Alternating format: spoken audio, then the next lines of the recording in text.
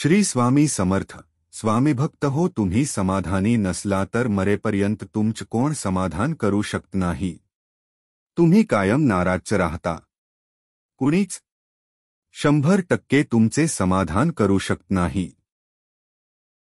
8 गोष्टी तुमच्या मनासारख्या झाल्या आणि एक झाली नाही म्हणून नाराज होणे योग्य नाही. अनेक महत्वाची आणि मोठी कामं आपली होतात.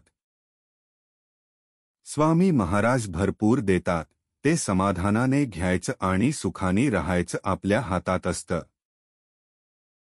आयुष्यात येणारी जीवाभावाची माणस जपून ठेवायची. आपण कायम विश्वास ठेवावा असा एकतरी माणूस आपल्या आयुष्यात कायमच जपून ठेवायचा. पण सगळंच मनासारखे मिळते असे नाही, कुठेतरी तडजोड ही करावी लागतेच. आणि ज्याला तडजोड जमली तो कधीच यशस्वी होत नाही.